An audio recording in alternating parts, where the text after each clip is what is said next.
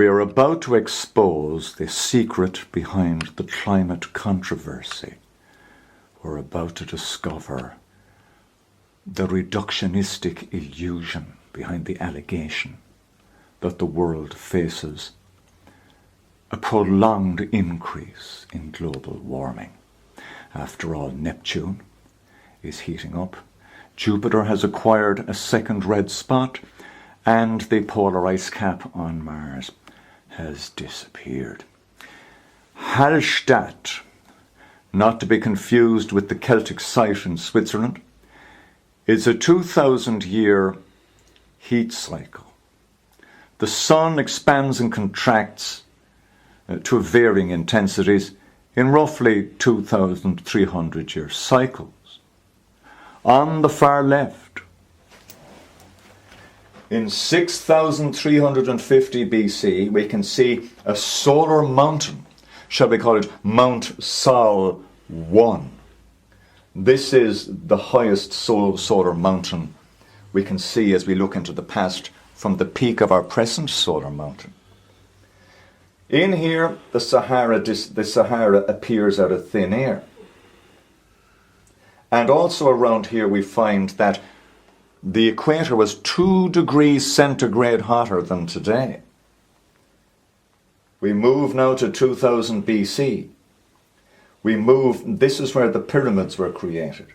We move to a cooler period in 2000 BC, a hotter period around 1000 BC, then the Genesis is put together, the cold period crisis, during which Hezekiah started smashing the idols. We get Akhenaten, the smashing of idols.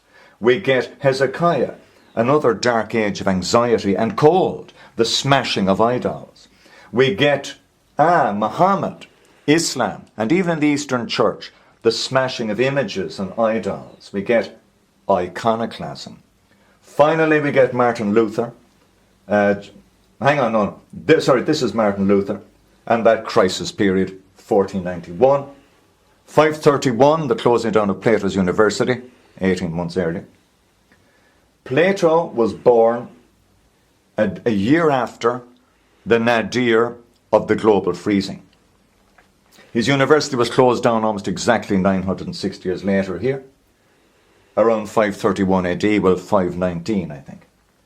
Then we get Lutheranism. So we get cold every 960 years, and we get iconoclasm. What about Mount Sol? Woo. Finally, we reach the Roman optimum. We reach the medieval optimum, when Greenland possibly was green. And temperatures in upper New York State were the same as in 1983. In 1183, the temperature was the same as in 1983 in northern New York State, and don't let anybody tell you otherwise. Mount Sol again. Do your eyes deceive you? No. It turns out this really is the highest solar mountain, the TSI, the total solar irradiance peak, in 8,000 years. Look up the Max Planck Institute site on solar system physics. This can be verified. They are of equal size. This is only 60 years long, and for 60 years we've now passed the peak. You had 75 on average sunspots. During the Middle Ages you only had 52. Way back here again, 75. It's the Hallstatt Cycle.